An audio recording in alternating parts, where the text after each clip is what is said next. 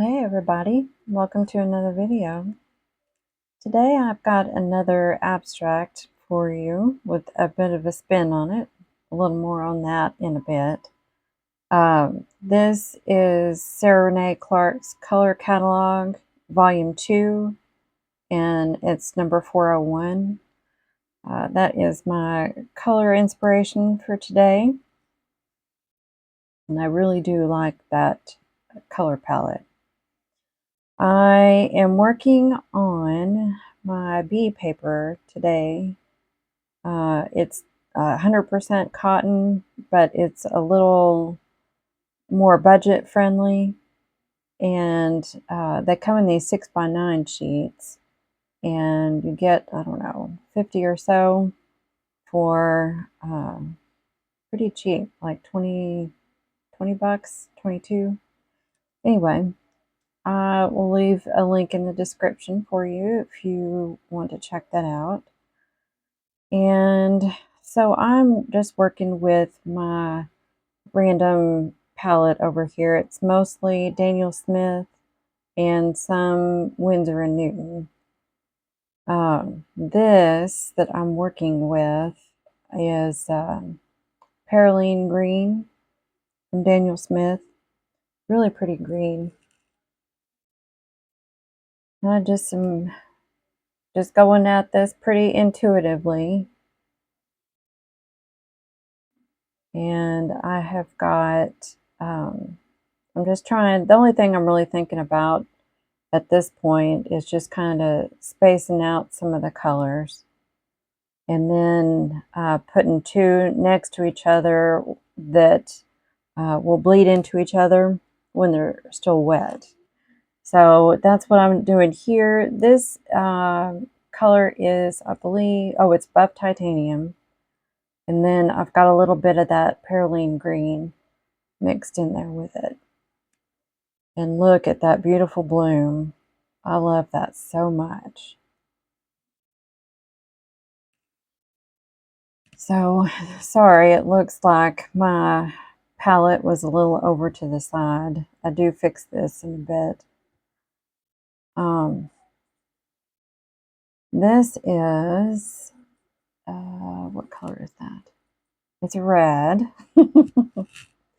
It is alizarin crimson. That's what it is. And then I mixed just a little bit of indigo blue in there. And it makes a really pretty red color. It's kind of toned down a bit. Not too slappy in the face.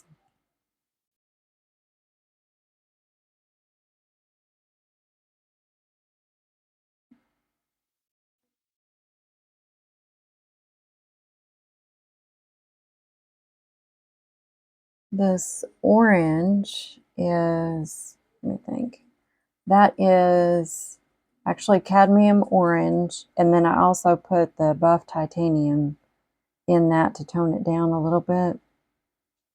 I mixed something else with it? I don't think I did.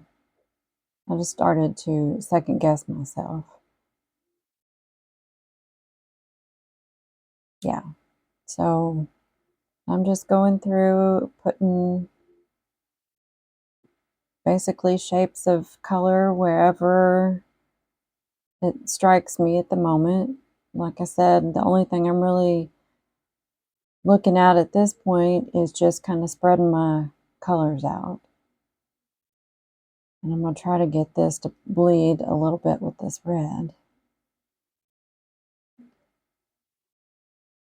And just going in, adding a little more pigment here and there, just so it doesn't look flat. But I really love those blooms, so anything I can do to get some extras is always good. I think I must be going into oh no, this is Amethyst from Daniel Smith. Such a beautiful color. I think it's from their Primatech line. And when it dries, it has the, like I guess the little pieces of stone left over in the paint. And you'll see a very fine little sparkle sitting on the paint when it's dry. And it's just beautiful. So normally I tend to kind of overlap my colors a little more. I think I was a little nervous um, about these colors, the orange and the purple and the green, thinking I might make a muddy mess. So it really inhibited me from, mixing and doing that normal free painting that I like to do. And when I look back on this, I can see it. It looks kind of separated. There was a lot of white space in there. So even when I got, to my second, third layer, I was looking at that and wound up using some doodling in some of those white spaces just because I really felt like it needed to be connected. I don't know, it just looked disconnected to me for some reason.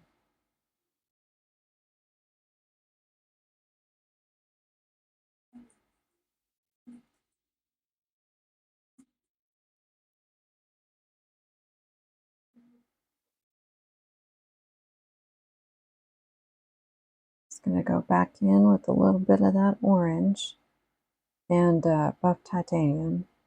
See, I did get a bit of that green in there, but it's okay.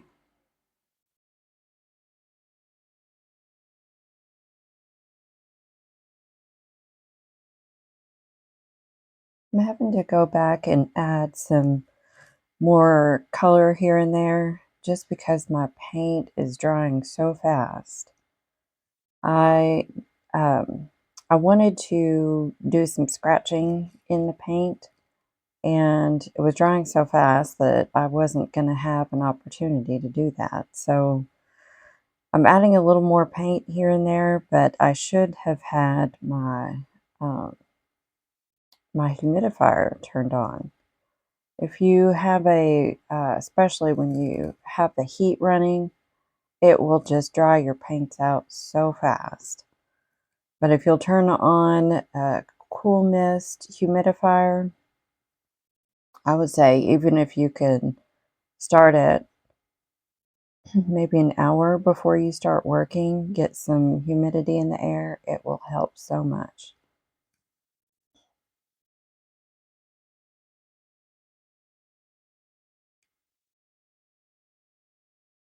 Then I'm going to go in with this is a glass dip pen, but I just had it, so I used it.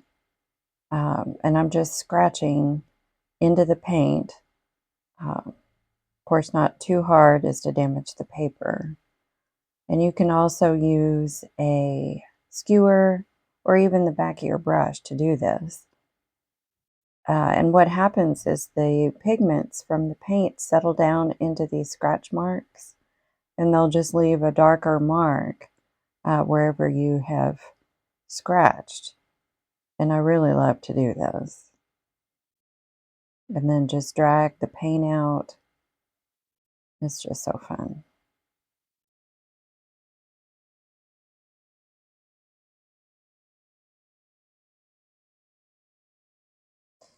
Then I've got this toothbrush out because we are going to do a little stencil lifting.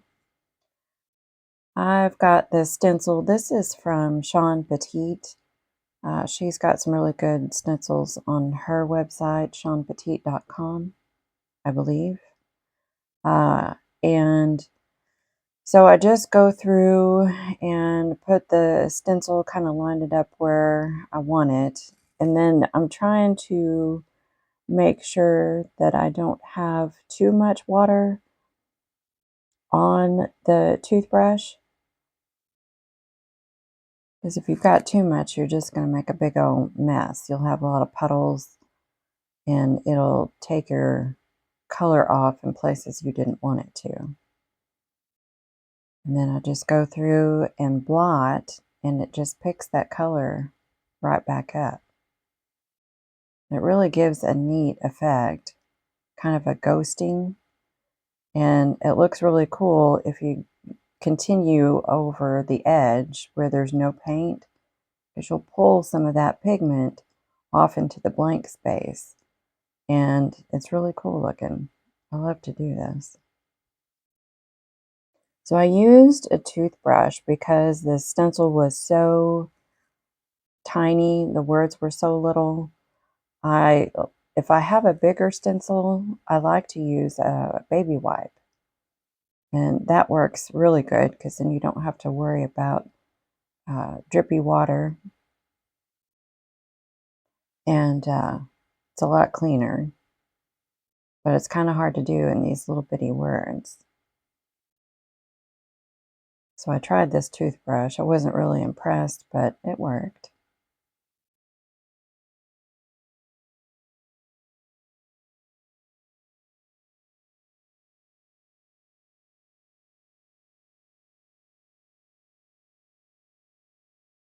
And I'll just go through and blot it to pick up the excess pigment and water. And I like to use these word stencils in a way that you just get pieces of the words. You can't really tell what the stencil said. So I just use little pieces, parts here and there, just to give a little interest in those shapes. So it's not just a plain blob of color, just part of my layering process. I'm just checking to see how wet that is.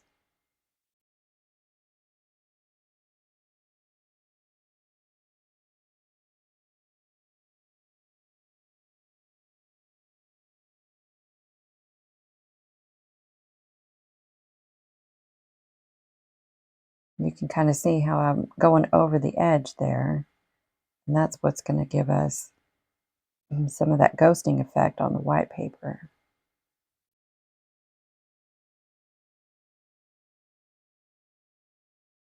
All right, that is all dry. I'm going in with some acrylic paint.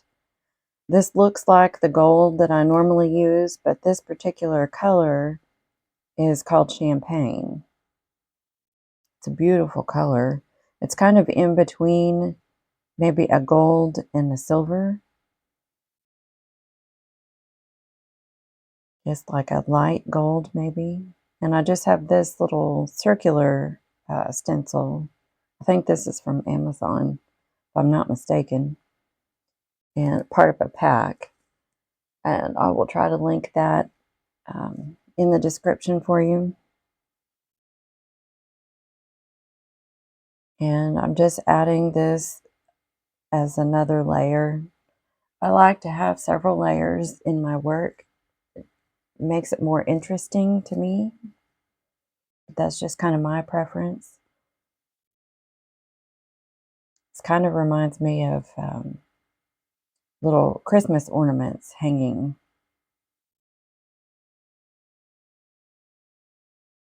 And I'm doing this with a stencil brush.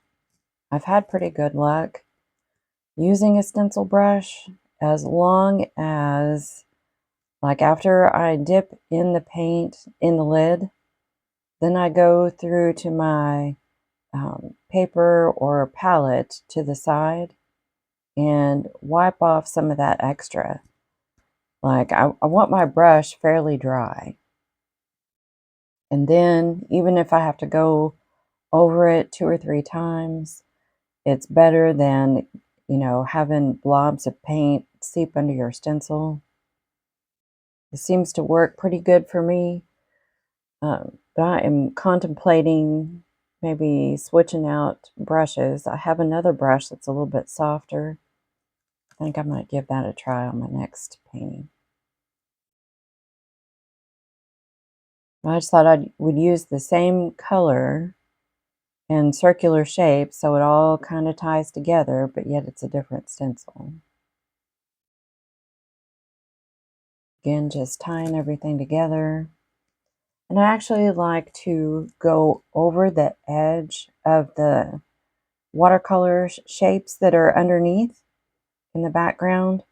It makes it feel to me like it's another layer instead of an embellishment of the shape that's on the background, if that makes it. That probably doesn't make any sense, but I feel like if I stick to only stenciling on top of the color that I laid down, then it really draws the attention to that shape.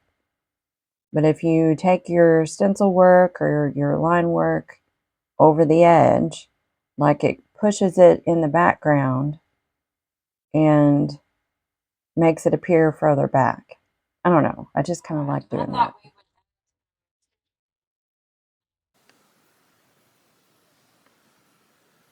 All right, I thought we would add some stitching to our piece here. It's completely dry, and I just thought this would be a fun little way to add some texture and some interest. So I have a couple of skeins of this DMC. It's just embroidery floss. I picked a couple of colors that I thought might go well with the painting. And if you guys are not familiar with embroidery floss, it comes in these little skeins, and then each little strand has like 6 threads, 6 strands in each one. So they can be split if you don't want to work with the full thickness. So, and I'll show you some more about that here in a second. But, so what I've done is my painting is still taped down because I wanted to kind of map out where I wanted to put my stitching. And I just grabbed a little template so I could make a little guide for myself, and just used a pencil really lightly and made a line. So I think I'm going to stitch a curvy line going through here, and then I want to do a solid one, and then I want to do a couple shorter dashed curved lines out here. And so I just, again, marked all those with pencil, and then while my paper was still taped down. And then I just thought that would be a little easier, especially if we got any curl on the paper. And so I'll show you my needle and stuff here in a minute. This is just from some old like cross-stitching stuff that I had.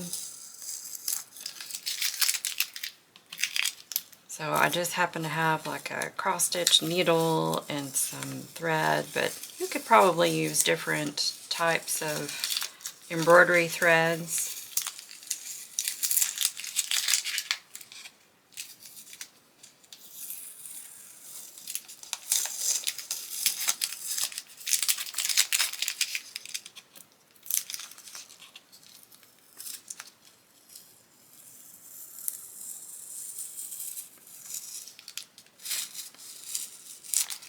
Okay, so far so good. And then, so let me show you this was my little scrap that I was messing with. And I tested out, you know, where I talked about the full 6 strands. And that's what this looks like. This line is the full 6. And then I split it in half and did just 3 strands. And there's not a whole heck of a lot of difference. So you can even use just 2. So it's up to you kind of how bold you want your stitching to be. And then, so I'll show you my little needle. Like I said, it was just a cross-stitch needle. I'm not exactly sure on the size. I think it's like a 24 maybe, or a 22. Y'all are probably not going to be able to see it. But I will try to link some for you in the description if you don't have one. But this, what I was going to tell you is it's not a super sharp point, which I kind of like because I tend to stab myself with sharp objects. But we're going to make the holes first, and you could use the needle, but it's pretty small. I just happen to have a little awl, and I'm going to use that so that I can get my holes in, kind of get everything planned out like I want it, because once you obviously make a hole in paper, it's there. So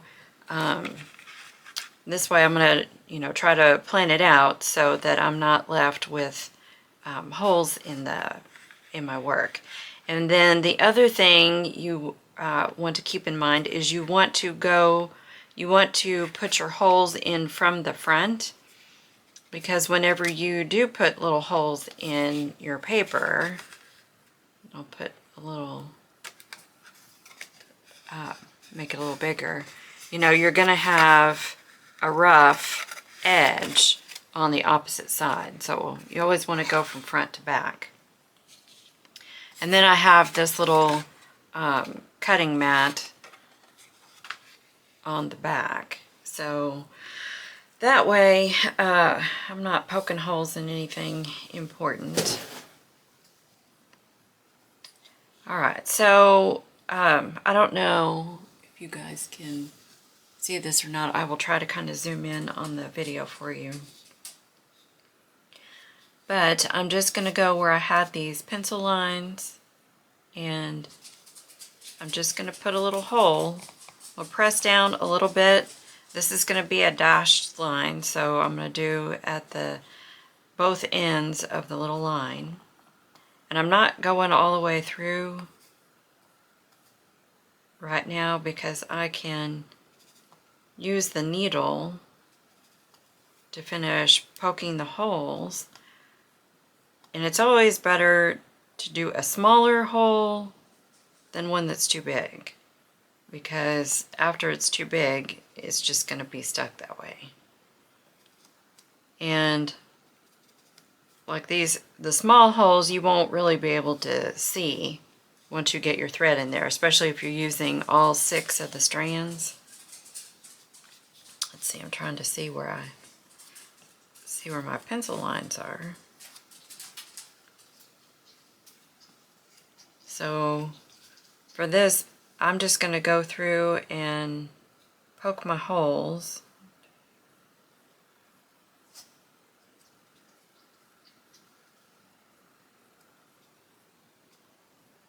Like I said, these ones are dashed.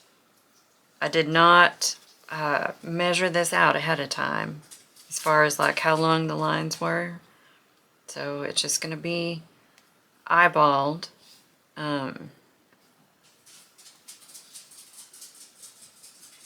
I'm not looking to get them perfect, but you certainly can be as detailed as you want.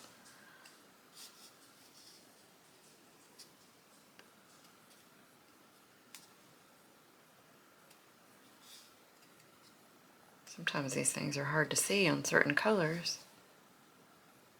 Okay, let's see, there's that one.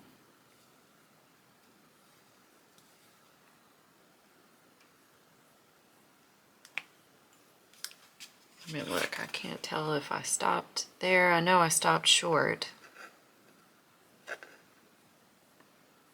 That's probably good. We can always add more holes as we go. Alright, and then, so for this solid one, a couple of points to keep in mind is that when you're trying to stitch a curve, we're obviously using straight stitches. So if your holes are very far apart, you're going to have very straight lines, and it'll be kind of blocky and squared off. So if you want them to be, you know, if it's very curved, or you want them to be smooth, you need to reduce the size of your stitches. And then, so in order to do that, you would just make your holes closer together. And you could measure this out, you know, if you want all your stitches to be exactly the same size. I don't think that I'm going to. I want to say these are probably 1/4 inch apart. Just guessing.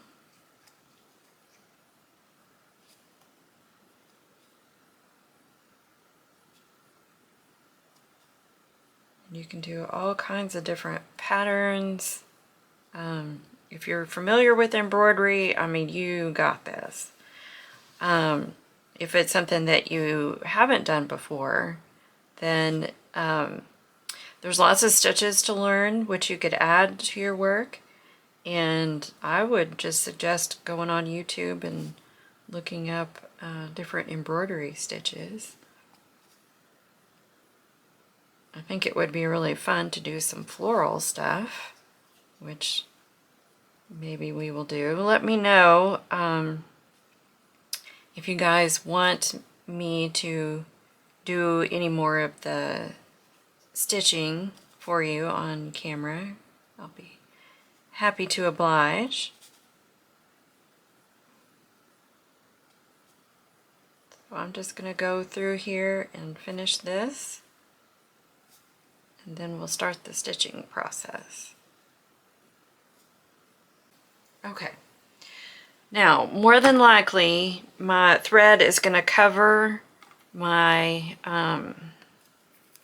my lines, but in order to make this kind of reduce the chance of some of this showing through my pencil line, I'm just going to go through and kind of lighten the marks on here with a kneaded eraser.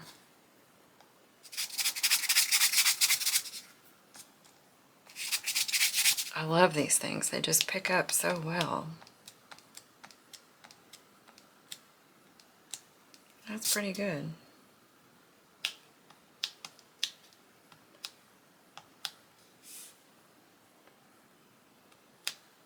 Okay, I think it looks good.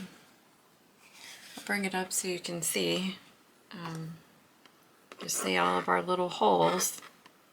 And they're not too big, so we may have to broaden them a little bit, widen them, like as we go through. Yeah, I think it looks good. Be careful when you're holding it up like this, and you, like I said, you have a wide awl toward the base, because you could slide it, you know, let it slide through, and it'll leave you with a big hole. So it's probably best to leave it on the mat. All right, so I think I want to start with my purple color here, which is 29, in case you're interested. I've got 29 and 815 are the two I picked. And then I'm not going to need a ton. And I think I do want to use the full 6 strands. So it's better to go a little too long than too short on these. So I just clipped that. Hopefully that will be enough. And then comes the threading. So how I do this is, let's see, I hold my thread like this and use my needle to fold my thread in half, and I pull it tight. Pull it really tight where you have, and then I kind of smooth this bend with the needle, so then it's flat. And then when it's flat, I just stick that through the needle, the bend. And then I pinch it with my finger and hold the end is I slide the needle down the thread. So I don't know if you can kind of see. I just flattened that out and it goes right through.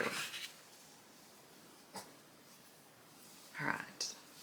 Now I am not gonna tie a knot. I am gonna just leave a little bit hanging in the back. Then we can go over later and then glue it or tape it or whatever, but I don't want a knot, so I'm not going to put a knot. All right, so I think we'll start with the dashed lines because it's just up and down. And so I'm going to start here, work my way, no, let's start here, work our way this way, up here, work back this way, and then we'll work that direction. Yeah. Okay. So this is the first hole. Sorry y'all, I might have to flip my paper back and forth. All right. So I'm coming up the first hole. You can see I'm having to wiggle it a little bit to get it through. All right, so on the back, you can see the tail. I'm just going to hold it.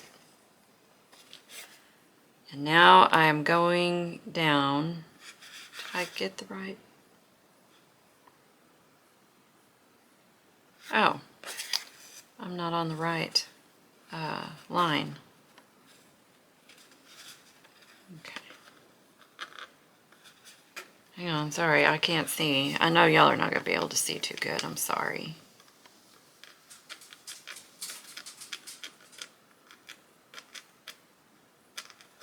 Why can I not find my hole? Okay, now we're cooking with gas. All right, so we have that. We'll have a tail. We'll hold the tail. So we're doing a dashed line. So it's just up and then down through the next hole. Doesn't get easier than that. You'll make sure you hang on to that tail. All right, and then might should have made my holes a little bit bigger. You can just widen them as you go with your needle. All right, so let's go. Yeah. Up.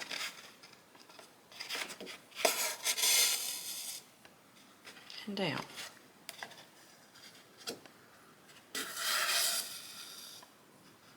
Just, I wouldn't pull very tight. If you pull too tight with your thread, you'll tear your paper.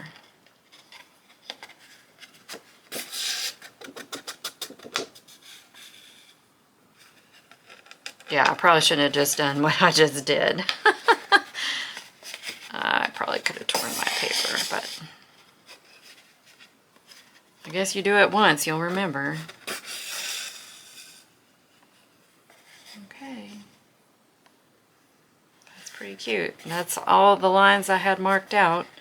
So now I'm going to go up to my next line and travel back the other direction. You can always check it on the back if you can't see your holes on the front. Okay.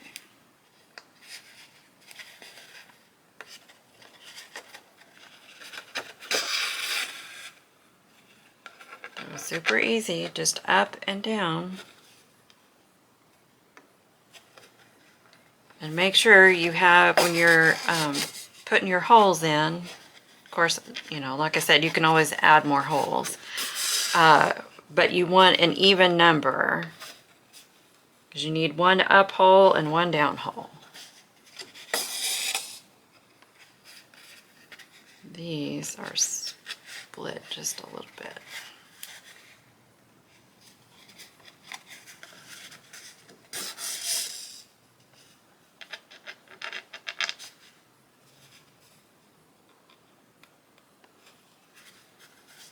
Doesn't seem to be as easy to find your hole on the back side as it is on fabric.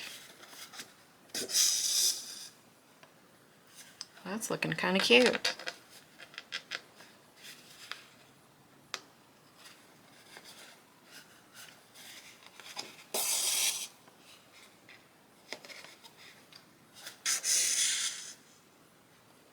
Okay, that's all I have on that one.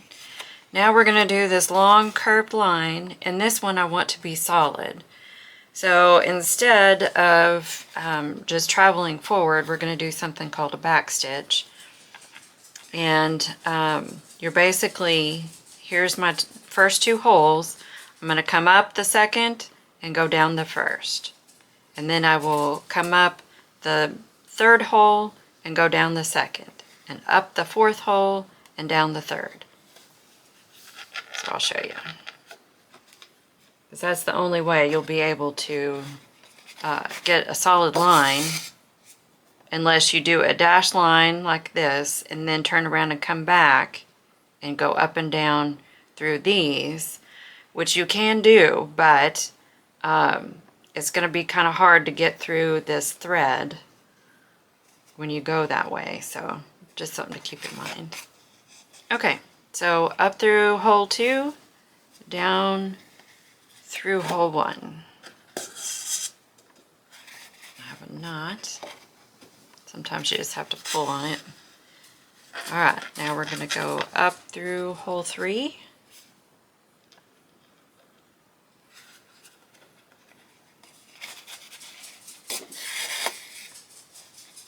And down through hole 2.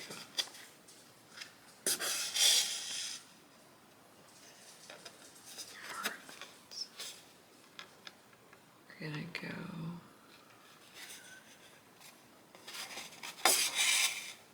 up through hole 1, 2, 3, 4, and down through hole 3.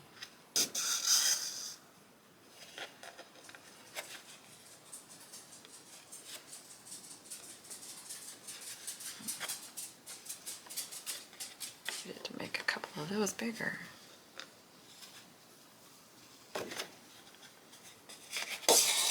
Okay. Up through 5 and down through 4. So, and then you just have a straight line. Because we put these holes kind of closer together, we should be able to get a decent curve.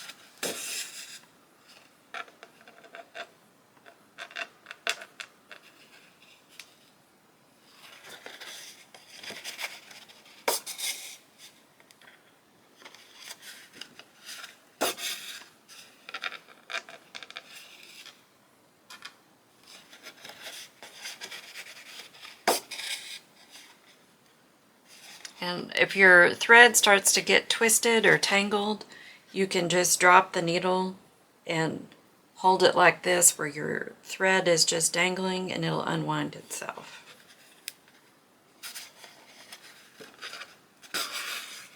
Because if it's all twisted up, it's going to show. Your stitches will be twisted.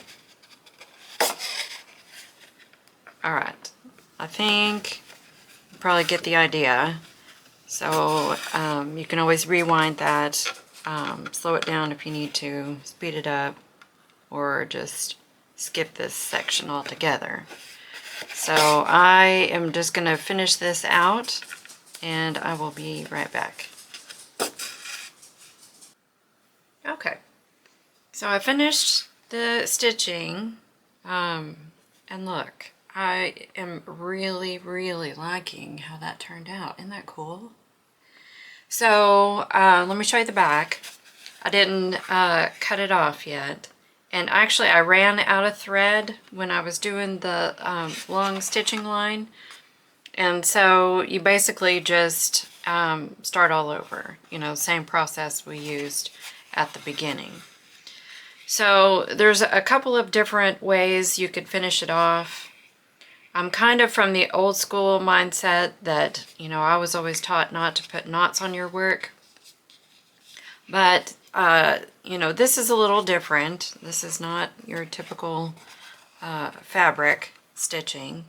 Plus, I was thinking that, you know, if you wanted to do like maybe French knots on your work, I mean, it's going to be the same concept, right? So I don't think, unless you made just a really fat knot, that, you know, it would be any more bulky than any, you know, any of the other stitching. So I guess what I'm trying to say is, you know, if you want to make a knot, you can make a knot. If you don't, you might use some glue or some tape. I think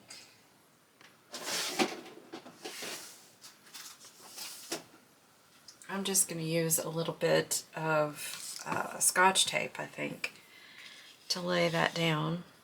I don't know. We'll try a couple of different things and then see which we like the best.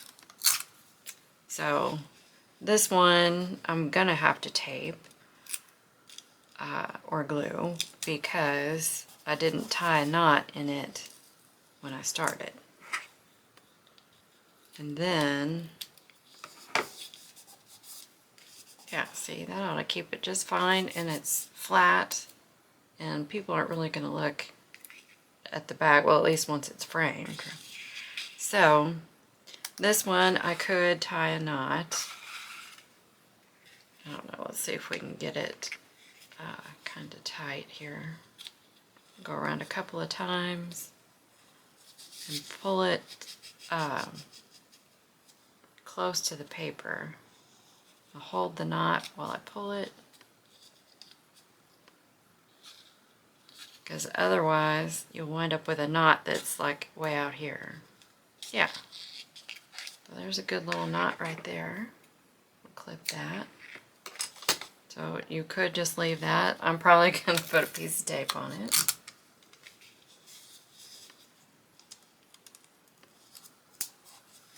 Now you might want to think about if you're going to add more stitching, then is whatever you're doing going to be in the way? Could tie those together.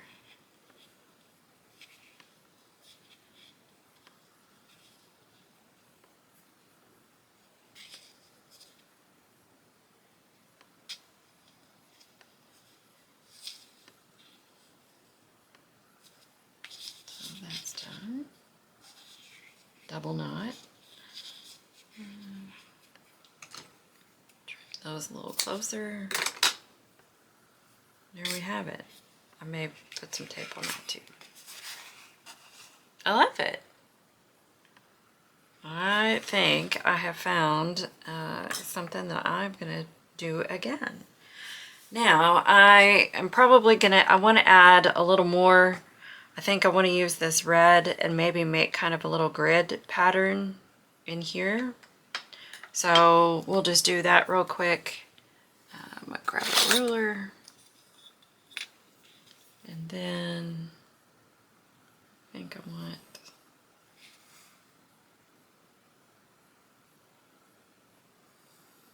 slightly make some marks through there, like that.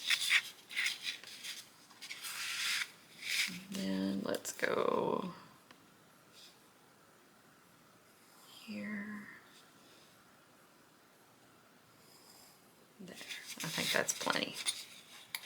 All right, so what you would do then is put your holes where your intersections are, because that's where you're going to come in and out of. And then also at the ends. So let's see, we'll do one here.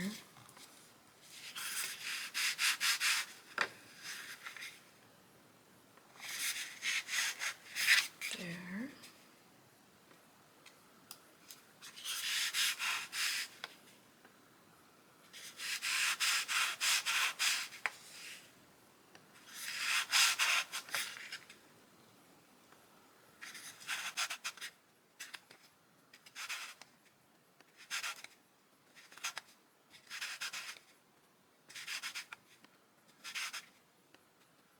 We'll put one there for the end. Here for the end. There. And there's like so many different patterns that you could do even with just a grid. And then some people will even, you know, come in through the top, and then you could travel, you know, up under your stitching and kind of weave, maybe even with different colors. Possibilities are only limited by our imagination. All right, so I will probably just fast forward through this portion.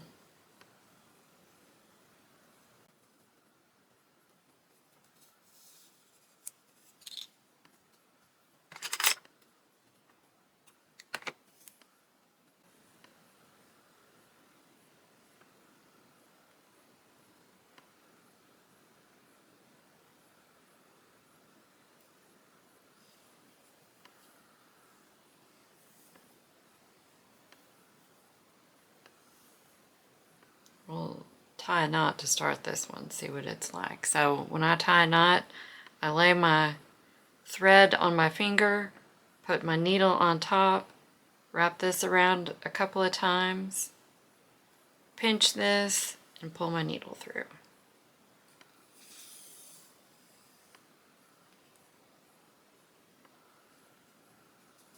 There's a knot.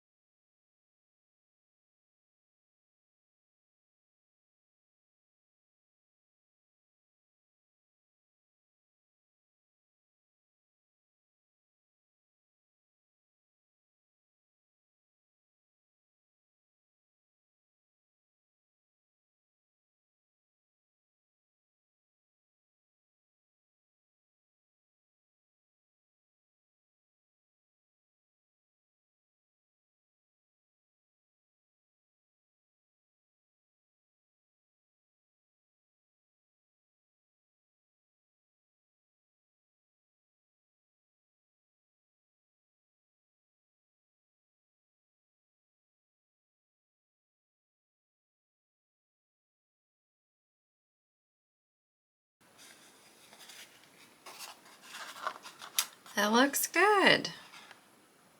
I like it. Looks really good. I think to finish it, I would probably take this color maybe and do something else on the other side to kind of maybe balance it out. So I may add a few more little stitches in here somewhere, and then I'll come back, we'll look at it and see if we want to add any other doodles or mark making or any more embellishing on the top. All right, be right back.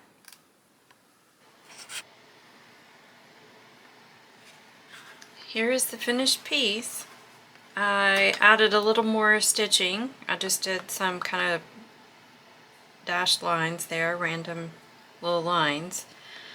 And then I just added a little doodling here and there, just some line work wherever I thought that, you know, maybe it felt a little disconnected, a lot of white space in some of these areas. So anyway, I'm really happy with how it turned out. Really like it. I hope you guys can see where we did the stencil lifting. All of that turned out really good. And in here, and even you can see where the paint moved, and so it left a little ghost image on some of the white. So sorry if I was out of frame there. But anyway, I really like how it looks. So it was a little out of my comfort zone, but I thought it would be fun, and I think it is. So I hope you guys enjoyed. Let me know if you have any questions about the stitching or anything else. Don't forget to like and subscribe. Some of you have already found me on my new Facebook group, so please join me over there. And I will see you guys on the next video. Bye for now.